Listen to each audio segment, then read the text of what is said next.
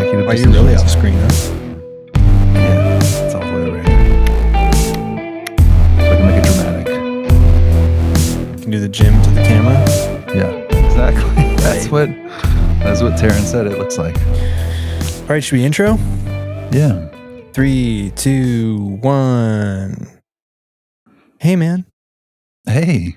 Usually I do, welcome back to the Photographer Mindset Podcast. I'm your co-host, Seth Macy, and you go, I'm Aaron Manis. But no, today just warrants a hey. Yeah, it's chill. And I have to say, I was like, I ordered red holiday lights. I set up everything. I have a funny, cute sweatshirt on. What's it say? I can't see. Seth, it's A little dog, a little corgi. Well, no, it's a husky with sunglasses on. Oh, right on, man. What the F? And then Seth pops on, and he has a freaking neon sign, Las Vegas strip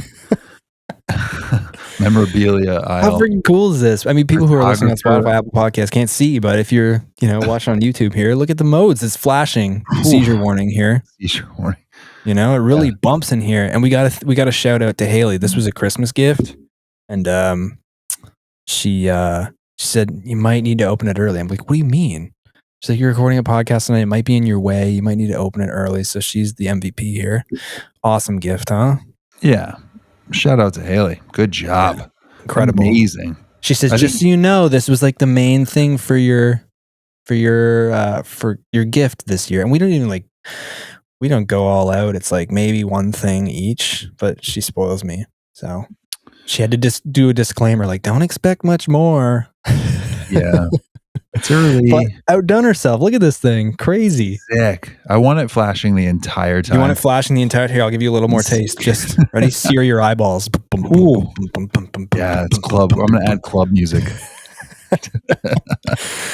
Enough of that. We'll keep it on. I'm learning the controls here. See the controls? It's got Does it change colors? No. Okay, so that's sorry. You're asking the world here. Sorry. It's got on, off. You can increase the brightness, decrease the brightness, increase or decrease the speed of the modes. You can set it on a timer, and you can increase the intensity from 0 all the way to 100%. Right now I'm on 70. That looks pretty good. And we'll keep her there just to, keep it tame. I'm jealous. I don't get jealous often, but right now you're jealous, not envious, right? My mind. No, yeah, I want that. One time you lectured me on the difference. Please don't do it again. What do we got for today, man? It's just you and I. I just got back from California. I don't mean to continue bragging. Every week there's a new thing that you're bragging about. And it's relevant. It's relevant. Me. Yeah, no, it's great. But one time we're going to sign on here, and there's just going to be like a blank chair, an empty chair. And you're just not going to be here? Nope. I'm just going to be like, I can't hear one more amazing trip. I'm done. If it makes you feel any better, I'm incredibly jet lagged. My HRV, for those of you who know what that is in the toilet. So I'm like, it took its toll. It took its physical toll, and you feel probably a lot better than I do physically. So you have that. That's probably true. Even considering I'm older. Yeah. A year older. You've been working out a lot. You've been doing your strength training. I've been seeing those strength training logs on Garmin. I like them every time. Every connection I have on Garmin, when they do a run, a hike, whatever, I like it because I love people getting after it. I love people getting after it. But I'm not good like that, but you are great at. I'm like, oh, Seth liked my hike. You're guaranteed a like from me. Yeah, man, just got back from California. I was out there with our good friend Slater Moore, who was just on the podcast. Again, learned so much from him. We went out on his private whale watching boat. I got seasick, but I didn't get seasick until I was done shooting a breaching humpback whale, which is like, I thought that's just like a thing. Like you go out in the ocean, and it's like, oh, there's a whale. Apparently that's a rare thing. Apparently a breaching whale is, I don't know if I should go as far to say is a rare thing. I don't know, but it's not a super common thing. So, I mean, within the hour we got that, and then I got seasick. So I'm glad it went in that order. I've been there before, and it's a bad feeling when you get seasick. You can't really get out of it. Yeah, you can't get out of it, and you're like, how much longer? You start doing the math, right? Until I throw up. Yeah, well, how much longer is the minimum amount that I can be on this boat. And you're like, wow, it took an hour and a half to get out here. So that's minimum. And then I don't know. I go crazy. I go a little crazy. I think it's more mental than anything when that but happens. The boat moving, I was fine. Like when the boat is going, top speed in or out of the harbor. Yep. Fine. Yep. It's when it's rocking, I feel like I'm in a washing machine. And it was a foggy day, so you couldn't see the horizon. Yeah. And then you're looking through your screen. There's just too many different planes of axes. Yeah. And I didn't throw up, but I was just like, I was like a dog in a car. I couldn't stand up by the end. I thought lying down would be a good idea.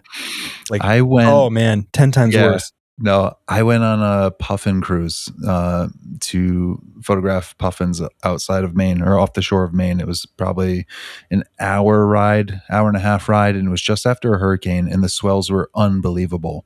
And to shoot the puffins, like it was warm, it was a summer day, the boat is swaying, and you're looking through a 600 millimeter, and like it was bad, and I had to do everything in my power to not hack everywhere in front of 30 strangers on the way home.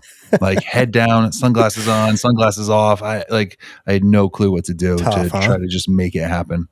And I see so many people I've talked to have like, oh, it's the worst feeling. Oh, it's the worst feeling. So it seems like so many people have this. And Slater goes, only 2 people on my boat have ever gotten sick. Wow. That's like, you asshole. Yeah. But no, and then we went out there one day, met his buddy, Jason Bering Jr., who is one of the most incredible wildlife cinematographers I've ever met. Like barely any social media presence, just out there getting incredible footage. Like learned so much from that guy. So cool. There's something to be said for that. And then went to Sedona for the Tamarron Creator Summit, which was awesome. Shout out to Tamarron for hosting that. I got my hat on here. They put everyone up in the Hilton in Sedona. Actually, if you want me to just keep adding insult to injury, I'll send you a video of my room. My room had a Peloton in it. It was so overkill. I know, I didn't touch it. Don't worry. And met a ton of cool people there. A lot of those people I think are going to be coming on the show. Very cool. So many different genres: portraits, streets, other landscape, and learned so much about lighting. There were models on set too, like in the desert in Red Rocks. It was a quick 2-day turnaround. I'm back. Slept for 11 hours last night. Hopped on here, threw on a neon sign, and here we are. And you've been holding down the fort while I was away having fun. So now I gotta get back in my lane and get back to the grind, which is fun. This is a fun grind. If we're not having fun, what are we doing, right? It is a fun grind. And you were away, and I was laughing at myself because I felt like I was in Seth mode. We've talked about Seth mode when he gets into like super just efficient and like let's get stuff done, but almost too much, making bubbles and making reminders, and we have a notepad that we share back and forth, adding stuff to it. And Seth was away, so it creates a vacuum, it creates space, which I found myself and then laughing at, like, hey, I'm gonna go full steam ahead on this project. And I'm like, I'm sitting there going, Jesus, is this what I do to you? How do you tolerate this? It's true. How do you tolerate this? And I do that like weekly. And you're at work, you have your son. I'm like, how do you even put up with me, man? Oh man, I commend you. I felt it when I was like apologizing pretext, like, hey man, I know you're away. I'm sorry. Like no rush here. Like I was giving like 14 excuses for you. You know what the best part about you is? You never say no pressure, no rush. So I know when you say no pressure, no rush, you're like, I need it today. Yeah, like, as soon as you can. I don't want to pressure you, but I am by saying I'm not pressuring you. Yeah. That's the move. It's funny. Yeah. I just kept thinking to myself, dear God, is this what I'm like? Boy. Hope not. Yeah. No. So while I was away, I literally said to you, I said, my brain can't function. Can you please come up with an episode for today? Not really desperately, but we had talked weeks ago about when we got back to doing shows without guests. We had some cool ideas. Mm-hmm. Well, you did, that you presented to me. And we're going to do one of those today. So you want to kind of explain today's format, and then we'll, I guess, get into it? Yeah, we have 2 guests that called in, called in. Previous guests of the show, right? Previous guests of the show. And I reached out while Seth was away and just basically saying, hey, we'd love to do an episode where return guests come on the show and do a quick video question and either give us something, give us a point of topic where we can cut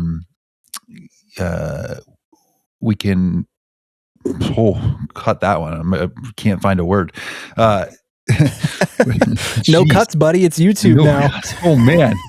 Oh, cut that one. I have a podcast. My name's Aaron Manis. I'm a good speaker. No, we had these guests call in, a video call in, and give us either a topic or a question, something they're either struggling with, mindset-wise, photography-wise, something in the current moment that they're dealing with. Maybe they've been on the show a year ago. We were talking about stuff 2 years ago, 6 months ago, what have you. But what's going on currently, and or something they've gone through, or a strategy that they have that they wanted to share with the audience. And so that's really the format. And that's a great idea. I'm gonna pump your tires a bit here. That's a great idea because I think it demonstrates that guests who have been on the show, who maybe listeners look up to, or who would like to get to a similar place in their career, for lack of a better term, still have things that they're figuring out. They don't have it all figured out. Still, there's obstacles that exist at every level of hobbyist or professional. People are constantly learning regardless of their skill level. So I just think if people had the tendency to maybe pedestal some guests, and I'm not saying that in a derogatory way. I mean, our guests are very helpful and informative and have clearly gotten to places that we admire and we'd like to get to. But not everybody's perfect, and everybody's still learning, and everybody's making mistakes, and everybody's, hopefully struggling well, right? Mm-hmm. So I love that idea as soon as you said it. Yeah. Thank you. I'm like, yeah. I'm the man. I'm the man. That's what you're saying. We have Rachel Bradley. How awesome. She's what's her handle? She talks about that's small soy, small_soy, right? Cool. She's from Australia, and she has a really good question. I think it's something that we experience ourselves and talk about. So we'll get into that one. And then we have good old famous Karolina. Yeah. I think I said that right. Yeah, I think you did too. She is, we know her as the safari guide in, where is she? Out of Kruger? South Africa, Kruger, I believe, yeah. Kruger National Park. I think they run guides elsewhere too, though. Yeah, that's safaris, rather. Yeah. And she has, I think, a great question. So, all right. I'm going to preface this, though. I'm going to preface this by saying, like I always do, you and I aren't experts, right? This is our opinion. Correct. I hope that when people come to this show, they don't take what we say as gospel. Maybe we say something that makes sense and helps people. Maybe we don't. Maybe it gets you thinking. These are opinions. Mm-hmm. And, we are fortunate enough every week to get a free education, just like all the listeners here. So I'm hoping that after 200, close to 200 some odd episodes, maybe we're a little wiser than episode 1 or 40 or whenever you joined. But always good to preface it with, this is just our opinion. If you like it and it's helpful, that's excellent. So and we're sharing our story and our experience. So it's our perception and our perspective of certain things. Cool. All right. What do you want to go with? Well, I'm also going to say I haven't listened to either of these. I know you texted me. Oh, so you didn't. I left you on red. I left you on red, buddy. Geez. Purposely didn't listen to it because I don't want to, fabricate an answer. I want to go off the cuff. So if it takes me a minute to conjure some thoughts, so be it. We'll just stare at your sign blinking. That's fine. If I'm having a mental brain fog, I'll just go. And just blindly stare at the... For people who can't see on Spotify, I'm blasting the neon sign behind me. It says The Photographer Mindset. Thank you so much, Haley. You're the best. All right. You start us off. You're just going to play it through your phone? It's going to go through Bluetooth? I hope so. Technology. All right. And now it's technology. YouTube, so it's live. The road stuff's great. You got it. All right. Here we go. I'm going to go with... He's sweating. All right. Here we go. Ready? Hello, how's it, Seth and Erin and all TPM listeners? For those who don't know me, I'm Karolina and I'm coming all the way from South Africa. Very, very hot here at the moment, so I hope you guys are enjoying the cooler weather up in the Northern Hemisphere. But I want to chat to you guys about something that I've been struggling with lately. You know, when you get that email with a really cool opportunity that sometimes feels too good to be true, and you get super excited and you start emailing back and forth and you like give them your rates and everything goes really well and it feels like very positive and you're like, cool, this is going to come through. It feels really, really good. So excited. But then you have this like waiting period before you hear back from them again. And I get so stressed and I start like overthinking the whole situation, getting imposter syndrome, feeling like, did I charge too much? Did I not charge enough? Did I come off as professional enough? And like, I thought it felt good, but is it really? Are they going to go with me or not? And you're just waiting to get this like opportunity confirmed. And that's where I am right now. And I'm feeling really nervous, but at the same time, I'm also super excited because this is such a cool opportunity. And I'm so excited because this is going to be great if it comes through and, you know, all of that, but you don't want to like celebrate yet because you don't know. So I don't know. I just wanted to see, how do you guys deal with that? You know, that little waiting limbo period between, you know, getting that first initial email, sending back your rates, and then actually having the whole project confirmed. Yeah, let me know your thoughts because I'm struggling right now. Wow, that's cool. First of all, her accent is always great. Charming. Always just makes me smile. Always great. Hey, do you wanna attack this? I mean, I heard it because she sent it to me. So I mean, I can go right into it, or you can jump right off. I already have some thoughts. To me, here we'll go back and forth. To me, that I understand completely. Been there. Also. Been there, and I try to sometimes give advice I try to step outside of my body and say, what advice would I give if this were a friend, right? Just, I guess, like in this instance here, but usually we're alone in our thoughts, right? Yeah. This can be an isolating profession.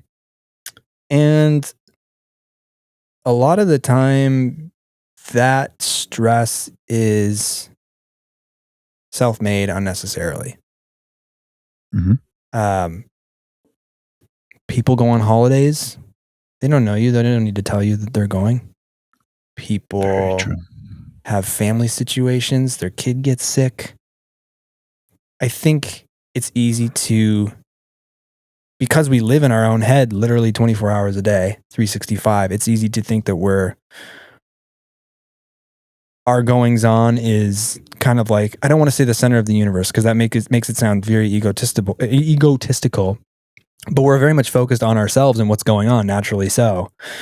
So I think when someone doesn't get back to you in a timely manner, it's very easy to go to a place where you say, I did something wrong. That's why they're not answering me. I mean, to an extent, I think that's sort of healthy because it shows that you have some level of accountability as a person. Not like, oh, they're just an asshole and they don't want to get back to me. I think that's kind of a negative way to go through life. But I think the opposite of saying, oh, I've done something wrong, like I've priced things too much, is also the other end of the spectrum, which can clearly cause you stress, right? That maybe in fact impacts your day to day.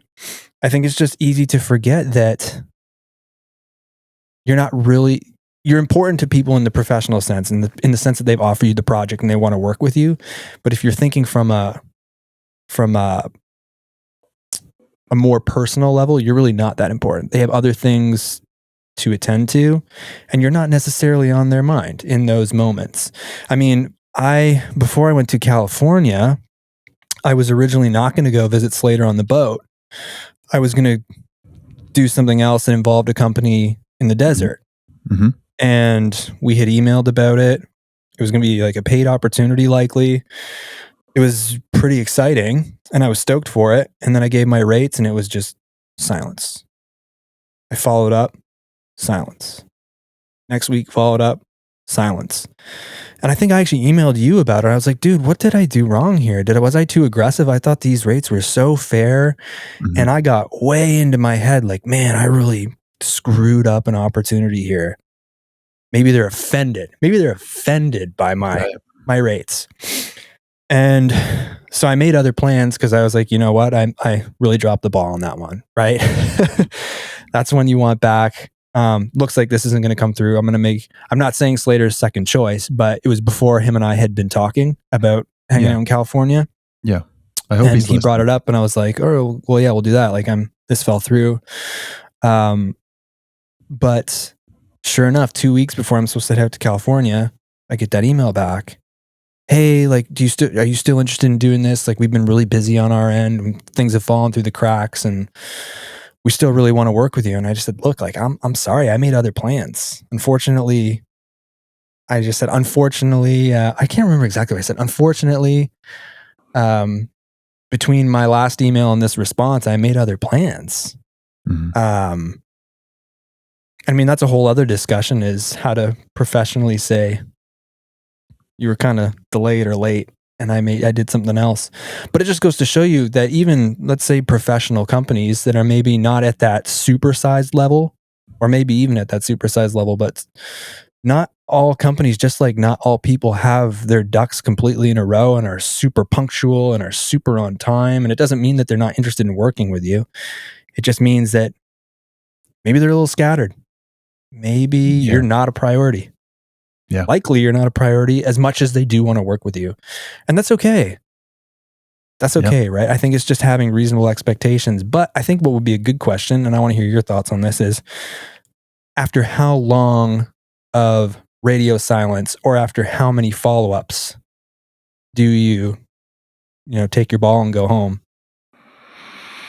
Yeah, I mean, this question triggered a lot for me because, as you know, I'm big on communication, and I just feel like it's so easy to say, hey, sorry, like, we don't have the budget, or we don't have the time right now, or we're going to go in a different direction, to release that anxiety that Karolina's feeling. Right? It just releases it. It goes, thank you. Like, thank you for, it's dating. Like, someone, instead of dragging someone along or breadcrumbing someone, being like, hey, I'm not interested. I'm sorry. You're a great person. It's just not going to work right now. Okay. And to interrupt, that happens even after lots of good back and forth. Because she mentioned in her video, like, things were clicking. And maybe suddenly they don't, or maybe something, you find out there's no budget, or maybe you find out, actually, you can find out a lot of stuff. I think a good question is, and it might be a little bit ego based, and the idea, I guess, it's a discovery into your own ego in how you want to be treated and where are your values in working with people.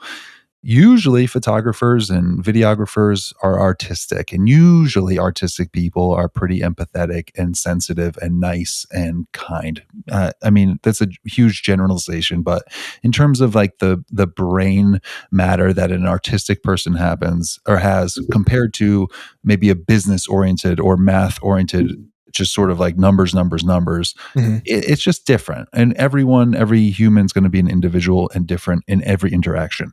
So I think where our values lie, I value, and again, I have my day job. So money isn't like, I need to make this. I need to swallow my own pride to make this deal happen.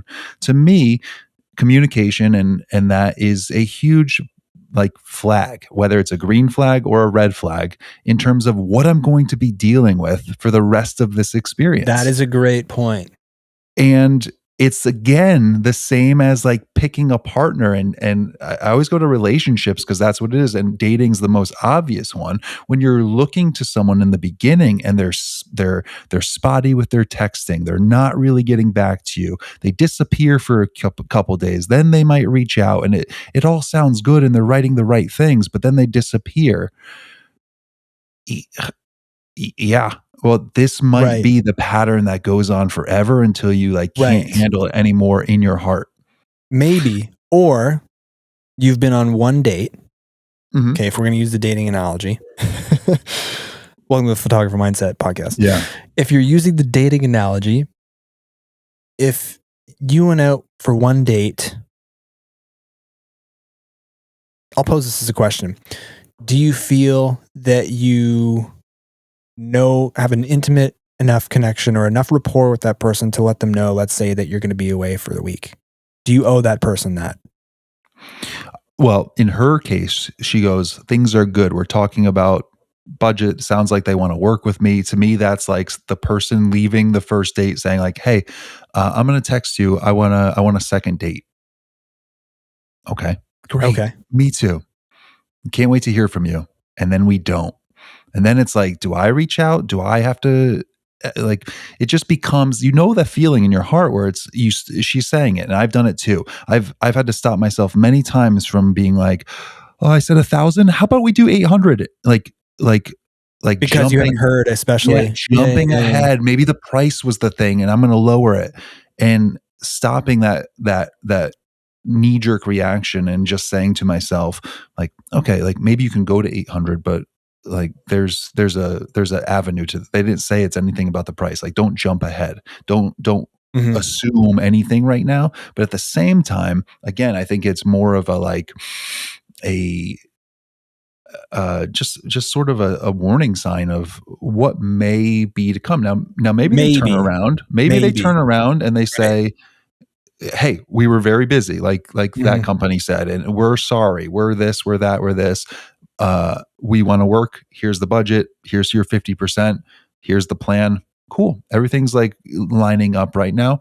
I love what you did. And I think it's an important point. I think you can't put your eggs all in one basket, as shiny as it may seem, to be like, oh, like I have to, I'm not going to go on any of these other dates or possibilities, to keep the analogy going, because I'm waiting for this one person to ask me out, and I want to be available if they do ask me out. I love the fact that company came back to you and maybe learned a lesson. Like, we got to get our stuff together because we just let one off we the lost hook. a collab. Mm-hmm. Yeah. And that was good. And now we have nothing for 2 weeks from now. And what are we going to do? We're scrambling. And so it all took one email getting back and saying, hey, I'm busy for the next 2 weeks, even putting it on them. Like, there's companies that have put it on me. Like, hey, can you please reach out in 2 weeks? And it's like, yeah, I will. Right. Thank you. So two things. So after, I don't know if I said this in my story, I'm still a bit jet lagged and having bad short-term memory. After that email where I said, unfortunately, like, I can't do it anymore. Like, essentially you didn't get back to me in time. Mm-hmm. They said, oh, like along the lines of, unfortunately, that's too bad. We still want to work with you in the future. Are you open to that? I said, yeah, absolutely. Maybe springtime is better. So, I mean, and that also leads to the thought of what we've talked about on the show a bunch of times, is not to use cliches, but there's another bus every 15 minutes. There's another opportunity coming, and really adopting that abundance mindset.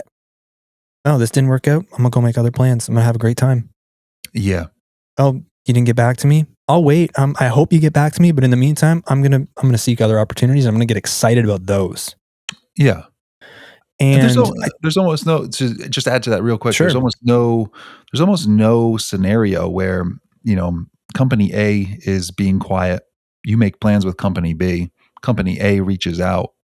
There's almost no scenario where it's like, unless the timing's completely overlapped, where you can't be like, yeah, company A, but company B, I'm doing stuff with company B. Now I'm filled because I haven't heard from you, in a nice way.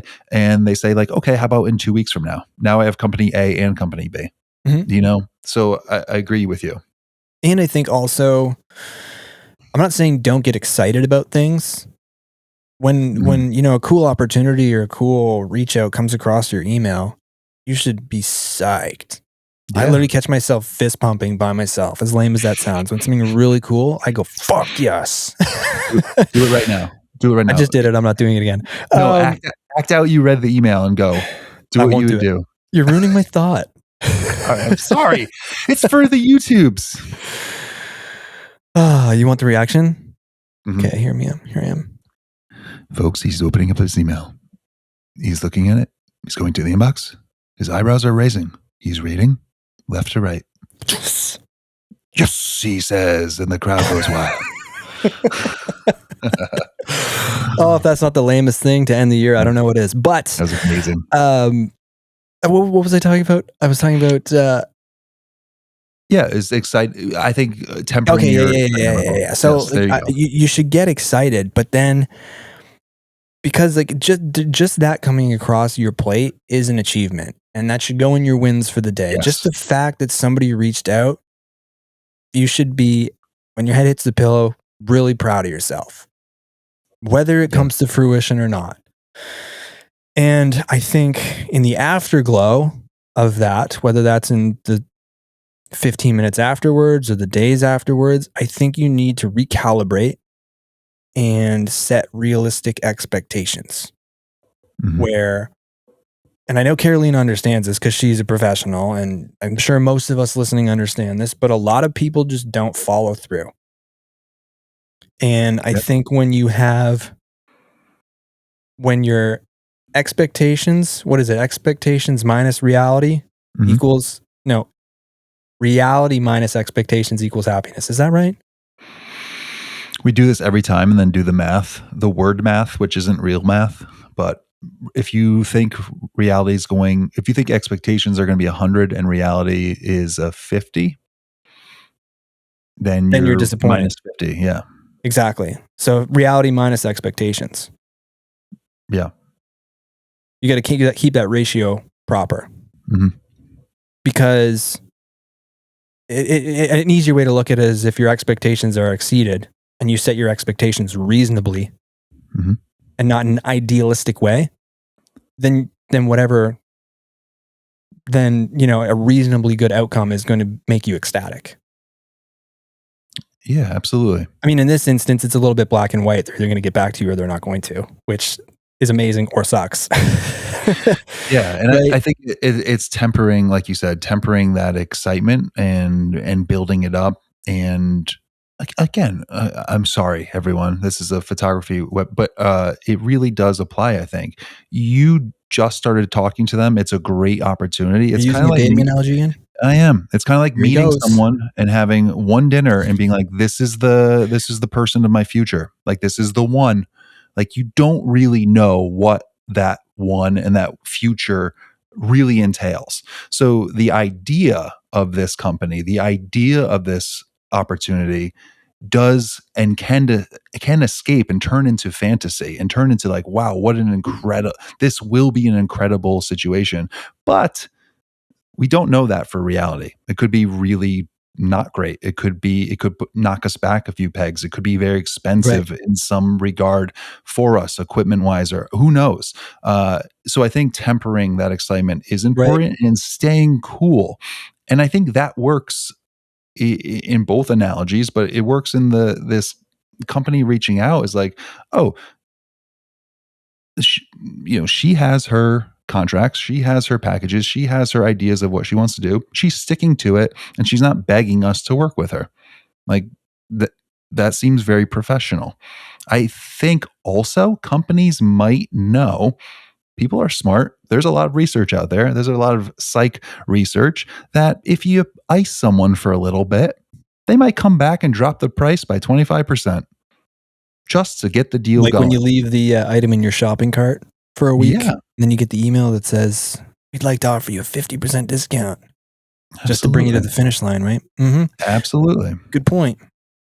So I think that's important to keep going. I have in my mind that if I reach out to 100 companies, like this math is just rough here. If I reach out to 100 companies and want to do a certain kind of gig, that 10 might be interested.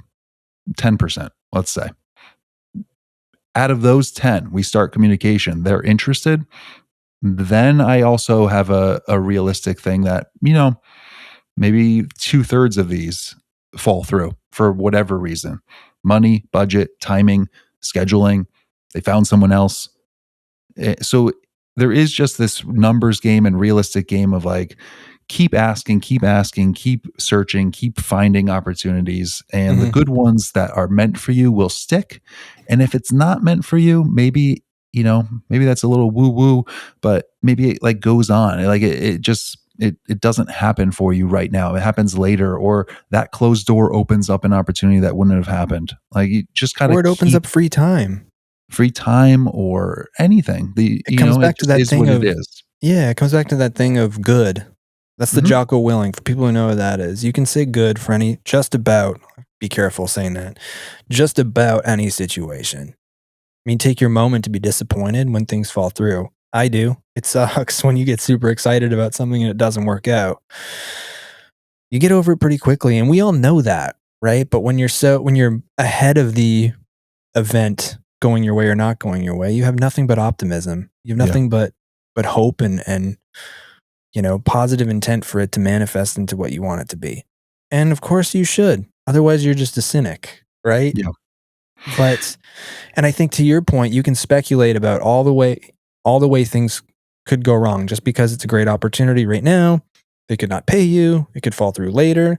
And that's to the point of you need to be excited and celebrate the win right now. Yeah. And then celebrate the next one. And celebrate the next one. And then if it does disappoint overall, at least your disappointment will be a little less, I think. Yeah. And you'll learn something. Here's a follow-up question from her, or I'm adding to it, but she's waiting now for a response. You and I have gone back and forth on like what's too many times to reach out. I don't have a problem seemingly I want to get an answer. I don't care if the answer is no. It's not going to hurt my feelings, and I will gladly walk away and move on. But I would like to clear that. I like clearing the table. I like clearing the list of communications. I like knowing like this is not a project I need to focus on. This is not someone I need to pursue. This is not something I need to organize or think about. Right. Like, because I know too, when you have something that's you're already working, you're already, what shots am I going to get? Oh, how can I organize the folders for them in the best way? Like you already start working before it's even time to go. I know that about everyone that's listening. So I don't want to be doing that unnecessarily. I really don't.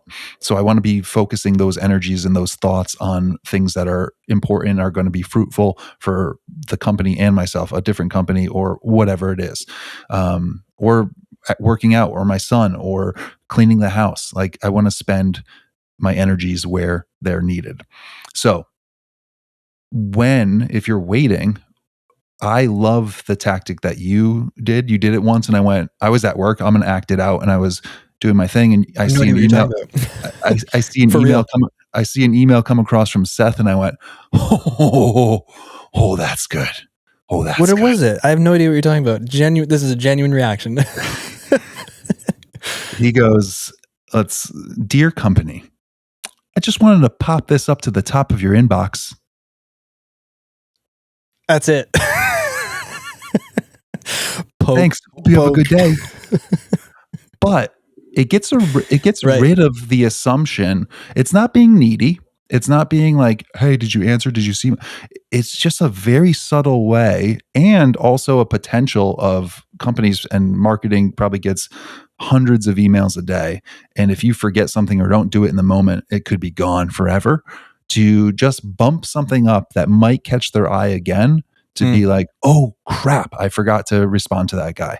So I think that is a really nice technique of like, hey, just circling back, kind of no pressure, but was this still on your radar? Yeah, but pressure. Like I said, no pressure, but freaking answer me, please. Yeah.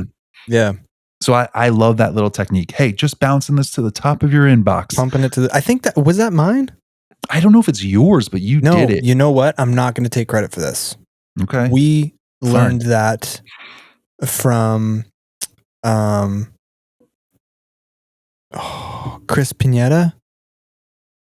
Chris Pieta. Sorry, I always say that. Chris Pieta, who was on the show. I think he told you personally, because I was so surprised. And I think you're like, yeah, in conversation with him. Or maybe we both did it. I don't know. But I will pass the credit to him. Nice. Go back and listen to that episode. That's a great episode. Yeah. Just like, hey, I'm still here. Hey, buzz. Hey, did you want to get that second dinner? Hey. Yeah, well, it begs the question of, all right, well, so that how many times do you send that? So I think you just asked that question indirectly. I used to be very stubborn and had a little bit too much pride, and I think I'm changing my perspective on this. I used to follow up twice or 3 times, and then my perspective of it was I have too much self-respect to keep getting ignored. Mm-hmm. And I do that with personal relationships. Yeah. If I reach out to you twice, you don't get back to me, ball's in your court to get back to me. If we're actually good friends, I guess that's really, the only, because I know Haley gets back to me. So mostly with like friends or like acquaintances that maybe you're hoping maybe might become friends. You reach out twice, you got to look at people's actions rather than their words. If people don't get back to you, they don't get back to you. So that's very much, I keep that with personal relationships. Twice. Now it's up to you whether you want to get together, configure something. Doesn't happen often, but that's just that's a principle I have in my life. And I carried that over into my professional career. And I'm starting to realize now that, based on all we've just talked about, maybe those 2 times I sent that, bumping this to the top of your inbox or just following up, maybe they were just swamped. Maybe I was taking it too personal. Mm-hmm. Right. And so I'm slowly, I think, have been transitioning into the mindset of I'm gonna bother you till you say no or yes. I'm gonna bother you till you say no or yes. That's my method. I'm rubbing off on you because this is business. Yeah. And I think it's much easier to put your pride aside, at least for me, more recently, when it's business, because that's literally not personal. You know what I'm saying? Yeah, and I teach the youth of the nation how to act, and it drives me nuts when adults with real jobs and real careers don't have the human decency, especially if a conversation had been going. It's like ghosting. Like it's a weak move. And if you're just ignoring it because you don't want to say no, I want to force you to be uncomfortable. To deal with writing an email to someone you don't know that says like one of 1,000 excuses you can make that just says no, thank you. Like I'm going to make you say that. Why? Why is that a vendetta of yours? Because I think it's the lowest form of just decency. Like being polite. Like if someone holds the door, if they don't say thank you, I do the you're welcome. Because come on. Well, come on. But so I don't mean to put you on blast here. Put me on blast. Okay, I will. I'll stick to it. What's your motive for holding the door open then? Is it no. I want to be recognized for my gesture? Nope. I don't that's not the point. Okay. That's not the point. I figured it's not, but I want to hear you answer it. There are I have coworkers that they're all great, sure, but some are more social than others, or not, are kind, whatever. Like throughout life, not now. I'm not putting anyone on blast like you are with me, but even kids, like you walk down the hallway and they look away and don't want to make eye contact and don't want to say hello or just good morning or whatever. That's not going to get you somewhere. That's not, you're too inside your own bubble to be successful in a million different angles of life. If that is uncomfortable, do I force it? Do I need it? Do I get mad? No.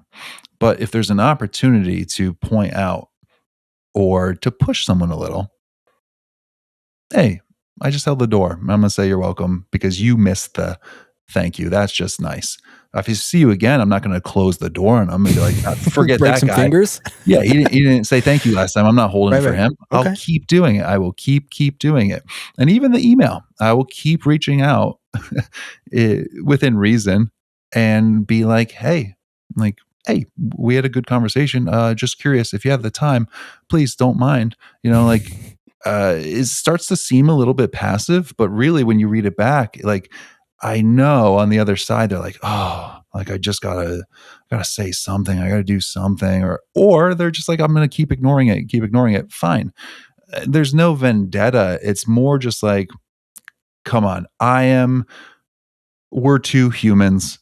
I'm on one end being responsible. And if I mess up, if I don't communicate, if I don't get back to an email and you call me on it, I'm apologizing immediately and rectifying the situation.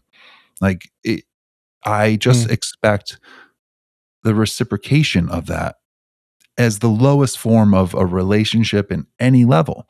And maybe it's a cross I'll die on. I don't know. But to me, again, I'm not going to split hairs over it or lose sleep over it, but it's just like an important, nice thing of like, hey, I'm putting forth effort. I'm trying to help your company. I'm trying to whatever it is. I'm trying to take you out to dinner again. If you don't want to, that's fine. Like, it's fine. Just please have the ability to say no. And if you don't have that ability, I never will want to work with you. Not as a vindictive thing, as a like, ooh, what if there's a payment discrepancy? What if there's a budget issue? What if there's a cancellation on their end and they're afraid to tell me and I drive 4 hours to do this thing? Like, it just becomes like just the bottom line. That's the base model that I need in a relationship, is to be able to have a conversation. So your need to know may torment you. Yeah, maybe. Perhaps. I think it gets to a point though where, because you could send said follow-up email an infinite amount of times. And I will. I will do it. I will set up a bot to send one out every day. Yeah. But it gets to a point where you got to go by what people do, their actions or inaction. Yeah. I agreed. Even when people don't do what they say. Seth, I just posted one of your comments or conversations on YouTube Shorts. Just, cool. You were like, check those out, everyone. YouTube Shorts. Yeah, we are on YouTube. We're on YouTube now. The long form content of these podcasts. Uncut. See me mess up. You can see my wait for it. Oh, my rave neon sign that I got an hour ago. Thanks, Haley. Sick, Haley. Yeah, the long form, and we're doing shorts now, right? Yeah, but you said, and you were just very straight to the matter of fact, if you want to do something, if you want it, you will find a way to do it. You will find a way to make it happen. You'll find a way to make the business deal work. You will approach it. We've all been there where someone wants to work with us and it's very easy, right? It feels very easy. Mm-hmm. They want to work with us. They set up the thing. Yep. Good on the budget. Here's 50%. Set up the folder. It goes very well. Mm-hmm. When they're unsure or they have 100 other people they're talking to, that's when you know that like, they're not super into me, and that's okay. That's fine. And I think different. Yeah, I think that's one of the things that you're saying too, is like, yeah, you could bother them a million times, but if they wanted to work with you, they, within a certain amount of time, usually will get the ball rolling. Yeah. I think we beat this horse to death. Good. That was good. That was good convo. Thanks, Thank you, Karolina. Appreciate it. Awesome. Call in anytime. Rachel Bradley, you ready? Right. Yeah. Hey, Seth and Aaron. All right, I'm going to back it up. Hey, Seth and Aaron, I have a question for you today. In my photography business, I've never niched down. So I'm not a wedding photographer, I'm not an Airbnb photographer, and I've always found that made it quite hard to be able to market my business. It can look quite chaotic and not make a lot of sense to a lot of my clients when I put up advertisements online. So I would be curious to know what your thoughts are on having a niche in your photography business versus doing a little bit of everything. Well, I can tell you right now, I just spent 2 days in Sedona with Ian Jones. We finally met, who has been on the show 5-6 times now. That's, yeah, man. I left that part out. Ian and I were inseparable at the Tamron event, and I found myself, came up a lot in conversation. I'm like, you've shot an engagement shoot? You've done food shoot? You've done an automotive shoot? He's like, he literally looked at me and says, dude, I've shot everything and been paid for it. Not in an arrogant way. And so I think we need to have him on again, and rather, and instead of doing our traditional episodes with him, do an episode on how are you making money, Ian, shooting everything? Because I think he has a good outlook on this. And I know, from what I know about him, maybe I'm speaking correctly for him, but I'll just preface it with that. He talks to everybody. He talks to everybody online. He gives everybody the time of day, what they're up to, and he shoots everything. Like when I was with him, he's shooting sneakers. He's shooting the DJI Osmo I have. He's collaborating with the Hilton Sedona, trying to collaborate with the Hilton Sedona on a reel he shot. And it's just like, holy Christ, dude. He's just throwing so many things at the wall and seeing what sticks. And back to our previous conversation, he's very quick to move on. They don't want to collab? Okay, next. Yeah. Let's see if Toyota wants to do something with my Tacoma. No? Okay. Here's a car wash. Let's drive through that. Oh, yeah, he wants to collab with me. He's so fast and just literally shoots everything, tags everything he shoots, reaches out, gets to know the person behind the account or behind the business. And I think it works wonders for him. I don't really, that's the first thing that came to my head because it's so fresh in my head hanging out with him. Mm-hmm. But literally shooting everything, has shot pretty much every niche and is making money doing it. So I think it's definitely possible. Yeah, I think definitely. I think it definitely is possible to shoot a lot of stuff and be great at it. If you're a wonderful Bo Jackson, played NFL football and MLB baseball. Like he played both. He was able to. He's able to do it successfully. I think your organization has to be good in terms of how you present and market yourself as a business. And I think there has to be some separation within the chaos. If your website is just a random slew of many, many, many different things without separation, it might be hard for someone to understand what exactly are you into or good at. Not that I'm the answer to that, but in designing my website, I felt like, and it's nothing crazy or special, but in my headers or my subcontext, I was able to put Airbnb shooting. And when you click on that, it's almost like it's a separate website, but just my Airbnb real estate photography and video. I have a food section because I dabbled in that just a little bit. But if I wanted to approach a restaurant, I would send them just that tab, just that link. It wouldn't go even to my homepage. It would go to that link specifically.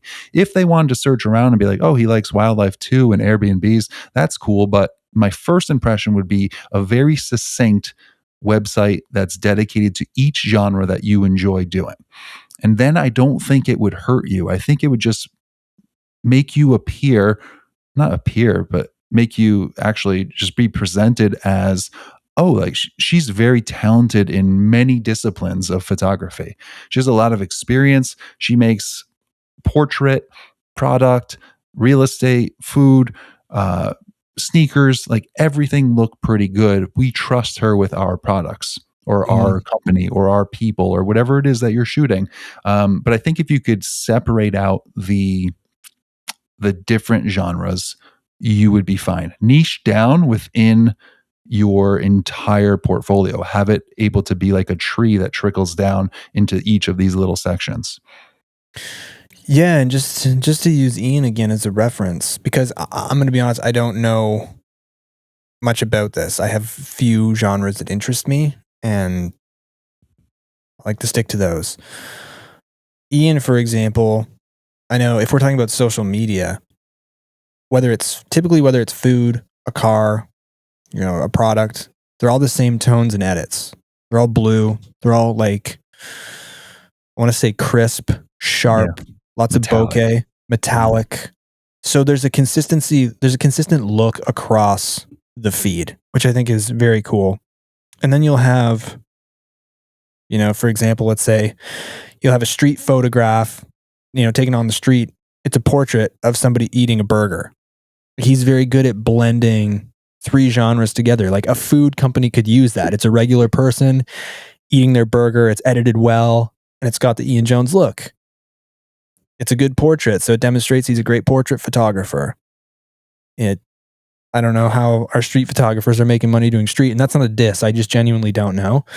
But he's able to demonstrate in one photo 3 different genres, which I think is really cool. And I think that combination is a cool way to demonstrate your skills across different genres in one still. If we're talking about photography, I remember when we had Slater on a couple episodes ago, they're doing real estate videos, right? Him and his partner, Jason, and they're wildlife guys primarily. So they're including the wildlife in the reel listing for the house in Carmel that's on the beach, because there's harbor seals or there's pelicans. It's like, let's use our skills to include it in that video. I think that's pretty neat. Yeah. And we've talked about it. The more you do and the more you say yes to, the more ideas and sort of your repertoire in terms of, I did this with food, but this would really work with this body lotion, like whatever it is, product. I'm going to sort of translate my skills with one thing and move it on to another. I know we've done that with wildlife in terms of how we shoot wildlife and how we shoot portraits and people from very far away with a 600 millimeter through trees on the balcony of an Airbnb from very far away. Not many people are doing that, but that skill and that the ability to have those lenses and the idea comes from all those other genres and can make those other skills very unique. So I think, yes, I don't think it's something that's going to hold you back. I think your organization becomes more important. I think how you present yourself to clients becomes important. And I think owning it, not as like not as a bad thing that, you can't find your lane. No, I can drive in many lanes, sort of like change the perspective and the attitude towards it is like, nah, I'm good at multiple lanes. I don't need to drive in one lane. And having a signature look across all genres, where it's the way you edit, the way you frame, etc., screams that, this is a shot by Rachel, right? Yeah. We'll have Ian on and we'll ask that exact question. How are you making money shooting everything? Yeah. Because we've never asked him that, and I'm sure he will have great insight, because I don't know enough to answer this question. Yeah, I'm sure he'll say it in his Kevin Bacon voice. I make more money shooting everything than shooting one thing. Okay, that's exactly what he'll say. Thanks, Ian. Thanks for coming on. All right. Yeah. Right to our theme music. Yeah, so that'll be great, because I actually met him for the first time, so he's exactly what you would expect. How tall is he? I always wonder. You see people in digital form, and you're like, it was weird. When we first met, he was taller than me in the hotel room, and then when we got down to cocktail hour, we were joking because he was shorter, so we said he got osteoporosis in the 30 minutes. It didn't make any sense. That's weird. Yeah. Maybe he had lifts in his shoes and he forgot to change them over. Yeah, he did. I knew it. Seems like a lifts guy. Yeah. All right, man. That was awesome. Right on an hour. Perfect. Cool. Is my sign still doing it for you?